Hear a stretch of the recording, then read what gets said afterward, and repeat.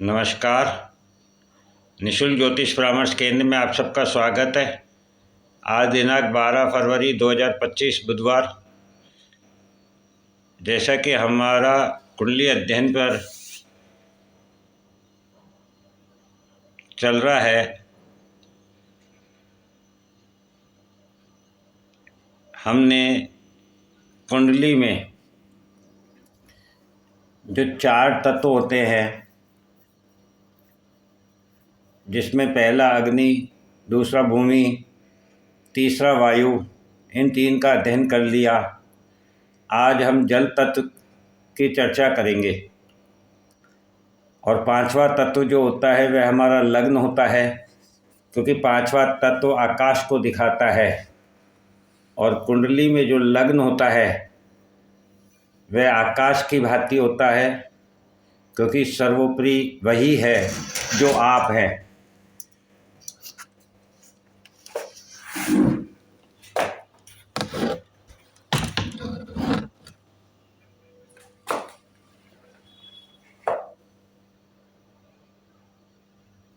और लग्न आपके व्यक्तित्व को दिखाता है, आपको दिखाता है। इस प्रकार से आज हम जल तत्व की चर्चा करेंगे। जल तत्व जैसा कि 4, 8 और 12 नंबर की जो राशि होती है ये जल तत्व की होती है। 4 नंबर कर्क राशि, जिसके स्वामी चंद्रमा होते हैं, ये चर स्वभाव की होती है।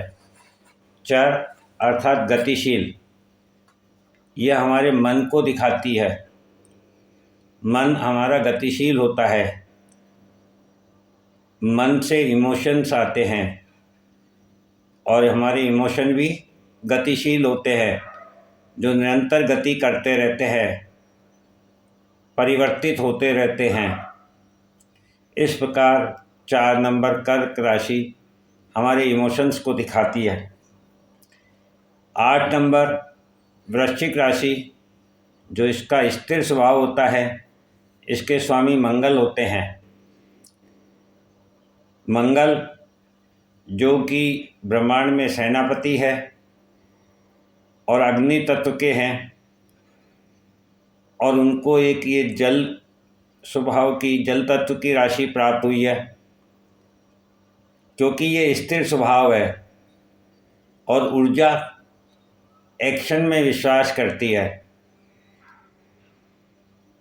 जहाँ ऊर्जा स्थिर हो जाए वहाँ साधना शुरू हो जाती है, वहाँ गहराई शुरू हो जाती है। व्यक्ति बाहर से कम अंदर से अपने अंदर स्थिर होने का, अपनी ऊर्जा को उपयोग करने का कार्य करता है। इसलिए वृश्चिक राशि 8 नंबर हमें अपने अंदर की यात्रा कराती है, गहराई की यात्रा कराती है।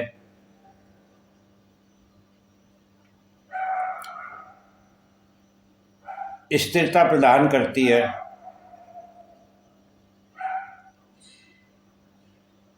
और 12 नंबर राशि मीन राशि, जिसके स्वामी गुरु होते हैं, ये भी जल तत्व की होती है, किंतु ये जल अनंत सागर को दिखाता है।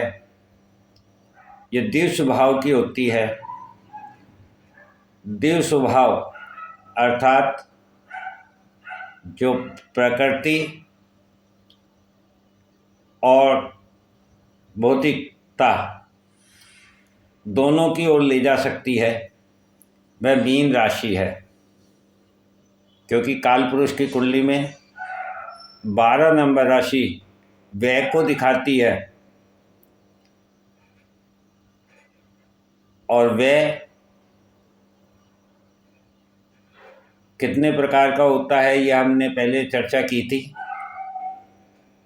12 नंबर मीन राशि में शुक्र उच्च के होते हैं, इसीलिए हमने 2 नंबर में शुक्र जिसके स्वामी हैं और 7 नंबर तुला राशि जिसके स्वामी शुक्र हैं, उनको भी हमने आज लग्न में रखा है।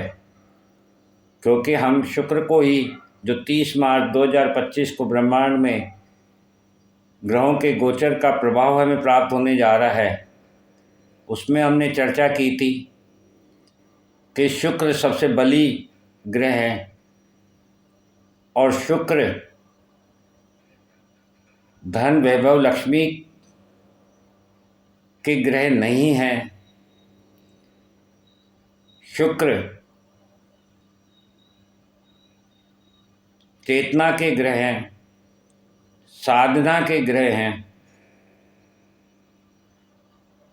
क्योंकि 4, 8, 12 जो जल तत्व की राशियां हैं ये मोक्ष मुक्ति की राशियां हैं और 12 नंबर जिसके स्वामी गुरु है वह कालपुरुष की कुंडली में अंतिम भाव है, जो आपके इस जीवन चक्र से आपको मुक्ति प्रदान करता है। और वहाँ शुक्र उच्च के हो रहे हैं। जब 12 नंबर राशि से व्यय भाव देखा जाता है, एकांत देखा जाता है,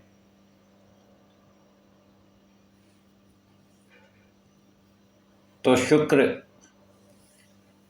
यहाँ उच्च के होकर के आपको यही बताना चाहते हैं कि किसी भी चीज़ से मुक्ति यदि प्राप्त करनी है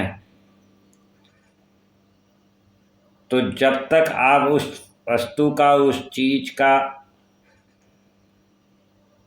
उस व्यक्ति का, उस आनंद का, उस स्वरूप का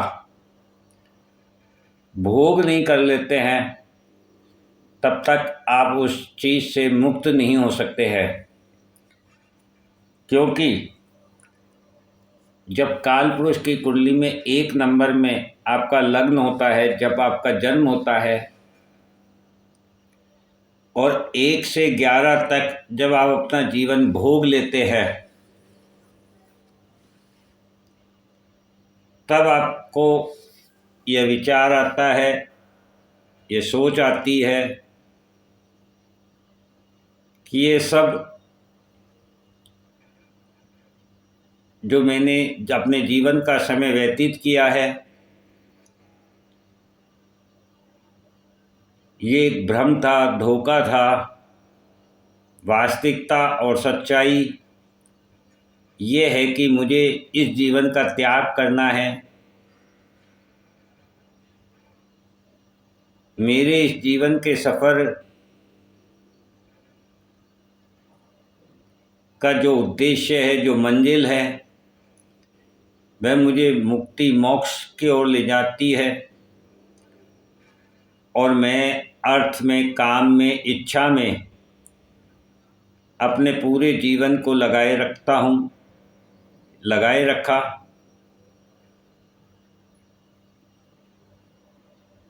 अर्थात जब आप अपना पूरा जीवन जी लेते हैं, रिश्तों को भोग लेते हैं, अर्थ को, काम को, परिवार को, समाज को, इच्छाओं को जब आप भोग चुके होते हैं, तब आप मोक्ष और मुक्ति की ओर जाते हैं।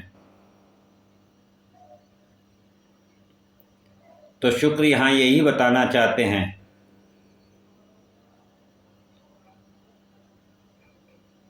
कि शुक्र वास्तव में मुक्ति के कारक ग्रह हैं। ऐसी मुक्ति के कारक ग्रह हैं जैसे केतु को भी मुक्ति का कारक ग्रह माना गया है, लेकिन केतु जो स्वयं को जानने की इच्छा रखता है, उसके पास इंद्रियां नहीं हैं और बिना 5 इंद्रियों के आप किसी चीज़ को भोग नहीं सकते।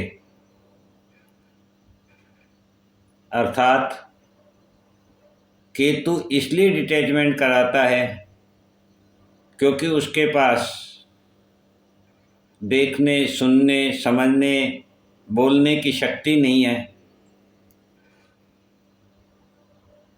जबकि ऊर्जा बहुत है। इसीलिए उसे मंगल के स्वभाव जैसा माना जाता है, क्योंकि मंगल भी ऊर्जा का कारक ग्रह है। किंतु केतु डिटैचमेंट कराता है बिना भोग के, और शुक्र देव जो हैं भोगने के बाद उन चीज़ों से, उन वस्तुओं से, उन रिश्तों से, उस जीवन से मुक्त करते हैं। इस प्रकार से शुक्र हमारे जीवन में ये प्रभाव देते हैं। अब आप अपनी कुंडली में जहाँ भी 4 नंबर लिखा हुआ है, उस भाव से आपके इमोशंस जुड़े हुए हैं। अब आप देख सकते हैं कि उन इमोशन से आप किस प्रकार मुक्त हो सकते हैं। और 8 नंबर आपकी कुंडली में जहाँ भी लिखा हुआ है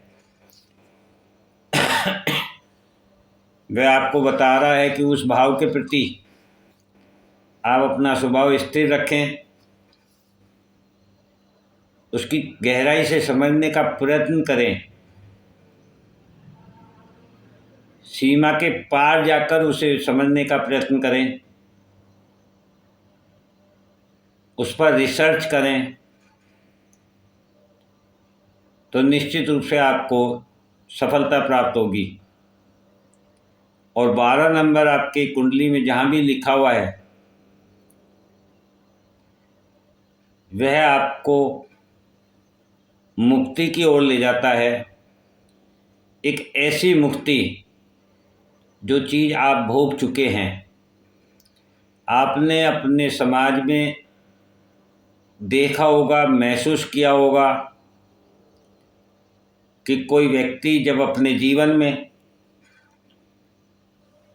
धन, वैभव, विलासिता की ओर दौड़ता है तो वह शाम, दाम, काम, दंड, भेद हर तरीके के प्रकार अपनाकर अपनी मंजिल को प्राप्त करता है, अपनी सफलताओं को प्राप्त करता है। लेकिन एक समय ऐसा आता है जब उसे वह सभी ऊंचाइयां निरर्थक महसूस होती है। उन चीज़ों का उसे कोई महत्व नहीं लगता है और उसे महसूस होता है कि मैंने ये पूरा जीवन अपना जिस उद्देश्य को पूर्ण करने में लगा दिया वह वास्तविक उद्देश्य नहीं था। वास्तविक उद्देश्य तो इस जीवन से मुक्ति था।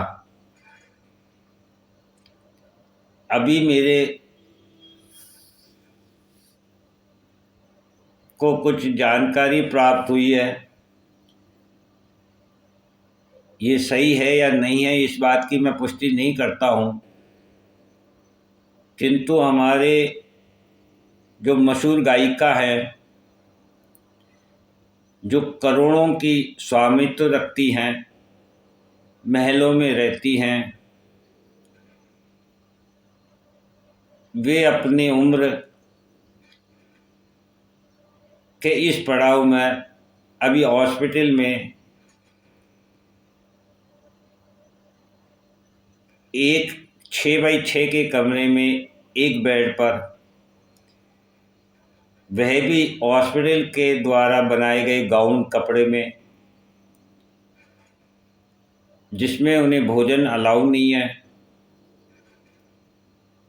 अर्थात उनका कहना है कि मेरे पास जितनी संपत्ति है, महल है, पैसा है, मकान है, कपड़ों से भरी हुई अलमारियां हैं, किंतु आज मेरे लिए वे सब व्यर्थ है और मुझे इस रोग से मुक्ति चाहिए। यही मुक्ति का मार्ग है कि जब तक आप भोगते नहीं हैं तब तक आप उस चीज़ से मुक्त नहीं हो सकते हैं। यही शुक्र बताते हैं। और 30 मार्च 2025 को शुक्र जो मीन राशि में उच्च राशि में होंगे और उनके साथ वहाँ 5 ग्रह होंगे, और गुरु जिस जो इस राशि के स्वामी हैं वह भी शुक्र की राशि में होंगे और गुरु से शुक्र 11वें भाव में होंगे। 11वां भाव इच्छाओं की पूर्ति दिखाता है, अर्थात गुरु की भी इच्छा पूर्ति शुक्र के द्वारा होनी है। और मंगल से शुक्र दशम में होंगे और 10वां भाव कर्म को दिखाता है और मंगल पराक्रम को दिखाते हैं, अर्थात मंगल का पराक्रम भी शुक्र के द्वारा मुक्ति प्रदान करने के लिए कर्म प्रदान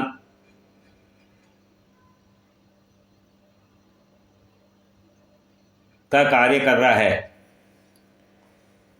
इस प्रकार से इन 8 ग्रहों की हमने चर्चा की और 9वां ग्रह केतु जो कन्या राशि में है, सप्तम दृष्टि से शुक्र को देख रहा है और सप्तम दृष्टि जैसे कि हमने पहले चर्चा की, आपके व्यक्तित्व का पूर्ण परिवर्तन करने की क्षमता, आपको आपकी वास्तविकता से अवगत कराने की क्षमता, आपको आईना दिखाने की क्षमता आपके ठीक सामने 7वें भाव में होती है। तो केतु भी इन सभी ग्रहों को अपना वास्तविक स्वरूप दिखाने में अपना योगदान दे रहे हैं।